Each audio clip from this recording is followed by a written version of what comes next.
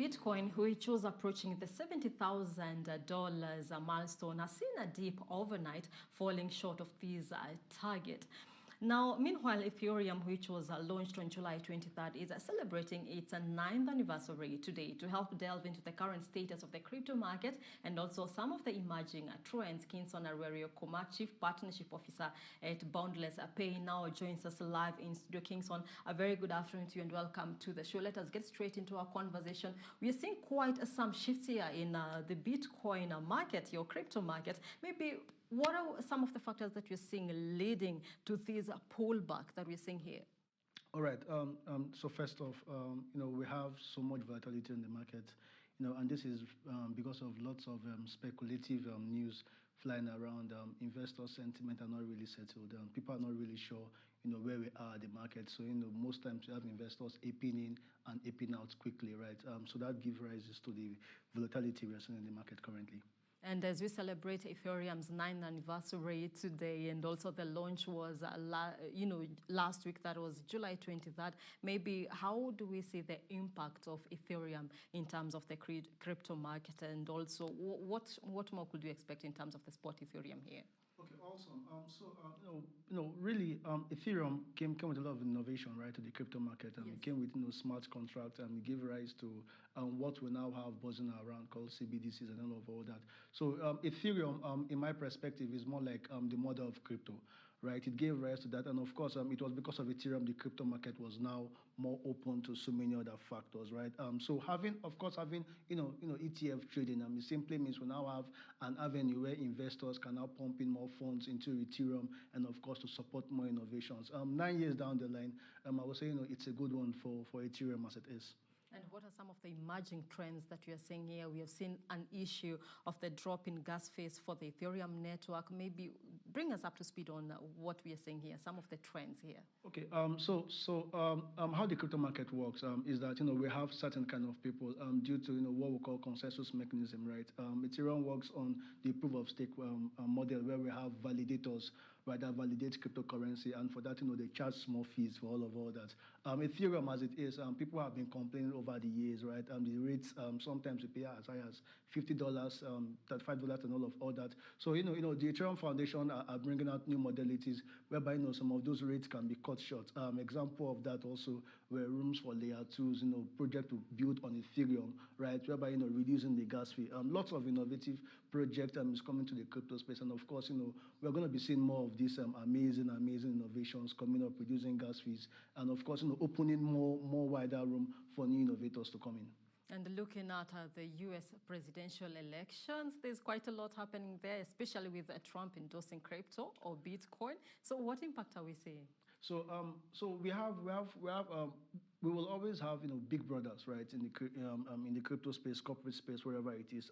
The whole world as it is. A few days ago, I was at in the CBC debate at ALU, right? Learning that Rwanda wants to launch a CBDC platform as well. Lots of other countries want to do that as well.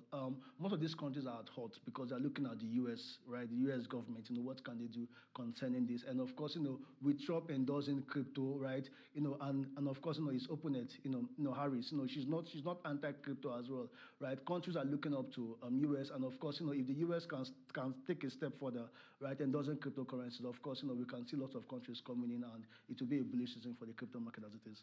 So quite a lot we are seeing there, and I like that you've brought the aspect of the CBDC here in terms of Rwanda.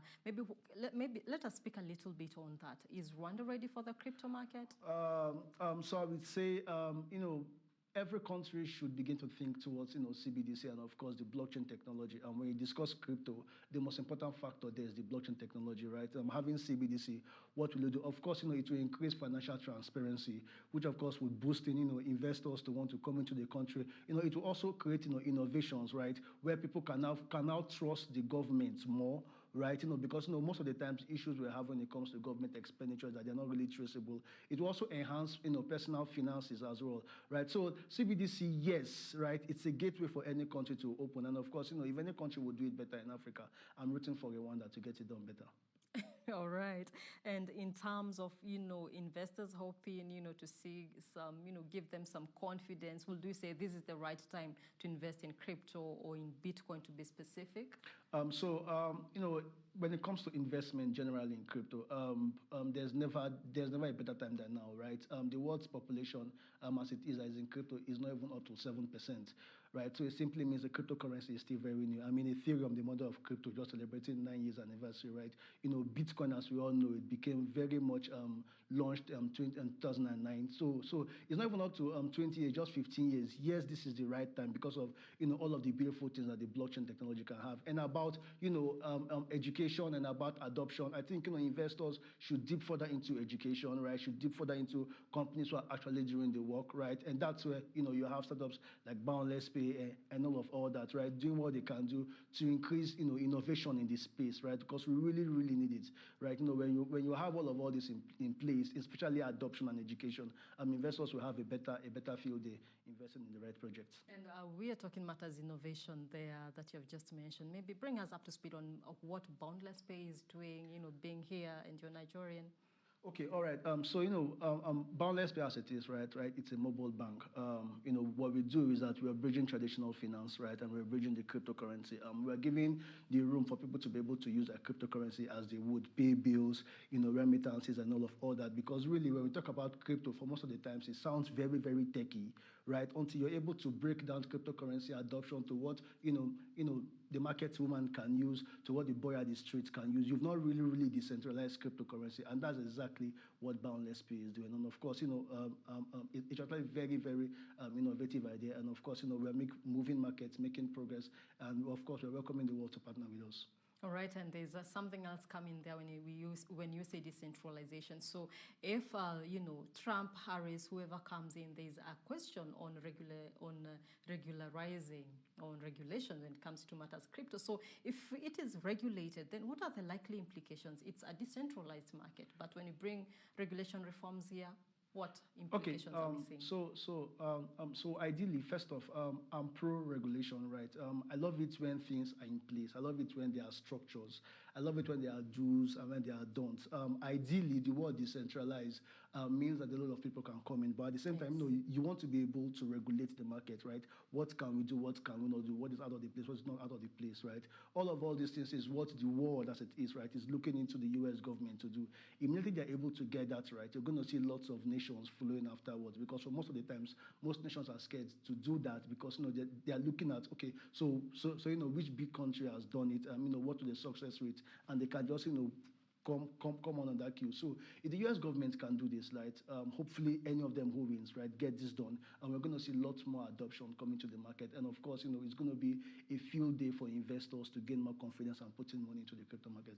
Indeed. Thank you so much for those great insights, You're Kingston. welcome. Before I let you go, did we say this is a good time to invest in crypto, yes or not? This is what I will do. Ensure that you talk to your financial advisors about this, right? I'm also available on LinkedIn as well, right? Okay. We can do that as well. But at the same time, ensure you do your research. Ensure that you're investing into the right project.